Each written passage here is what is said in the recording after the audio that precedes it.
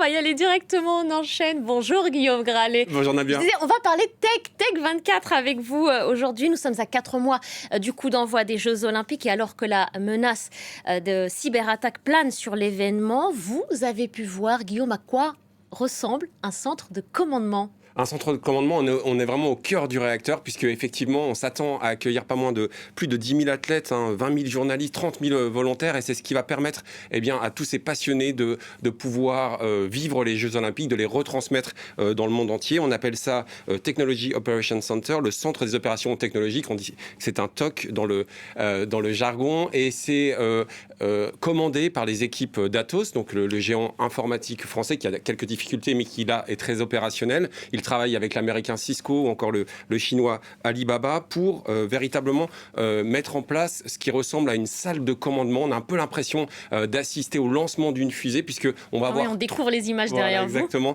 C'est dans ce centre. Alors l'emplacement est tenu secret, c'est très stratégique. Vous n'avez pas le droit de dire où. Okay. Voilà, pas où. C'est dans Paris. Il y a 300 personnes qui vont se relayer 24 heures sur 24 pour faire fonctionner littéralement les Jeux Olympiques. Et très concrètement, à quoi il va ressembler ce centre de commandement? En tout cas, les images sont impressionnantes. On va faire remonter les données, les résultats des Jeux Olympiques en temps réel, moins de 0,3 secondes. On va gérer les accréditations des athlètes, des volontaires, la communication, permettre aux athlètes de communiquer entre eux. Il y a des données extrêmement importantes, comme les horaires, les résultats, bien sûr, les médailles, c'est très important, les biographies des athlètes, des équipes, des officiels qui doivent littéralement être partagés en temps réel pour que tout le monde puisse bien vivre ces JO.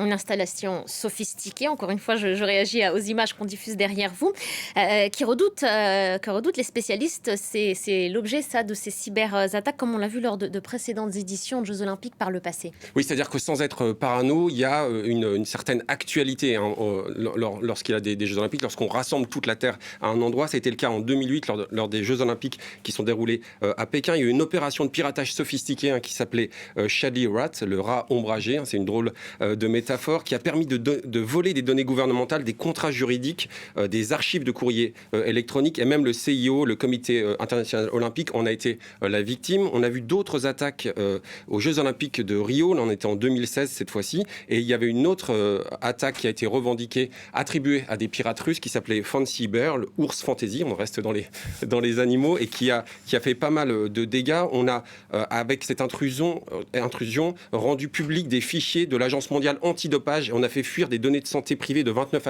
athlètes, dont Serena Williams. Ça a été aussi très sévère en Corée du Sud, à Pyeongchang en 2018. Et heureusement, j'ai envie de vous dire, Nabia, tout ça ne fonctionne pas. Parfois, les attaques sont déjouées. C'était le cas aux Jeux Olympiques de Londres en 2012, où des plans d'attaque ont été déroutés de la part d'un pirate informatique. On a pu anticiper tout ça, tout comme à Tokyo, où on a réussi à parer pas moins de 450 millions de tentatives de cyberattaque. Il y a ces tentatives de cyberattaque et puis il y a aussi ce qu'on redoute nous encore plus, ce sont les campagnes de désinformation. Oui, on en a beaucoup parlé cette semaine au Forum international de la cybercriminalité qui s'est tenu à Lille, puisqu'on explique bien que cette fameuse IA générative qui permet de générer du contenu, des traductions, du texte quasiment parfait, on a vraiment l'impression que c'est généré par des humains. On va pouvoir tromper grâce à ce qu'on appelle du phishing. On va prendre l'identité d'autres personnes, ça peut vous tromper, ça peut vous permettre de donner vos identifiants et permettre aux pirates d'agir en toute impunité. Et je vous propose d'écouter à ce sujet Nicolas Arpagian, qui est vice-président du cabinet Headmind Partners.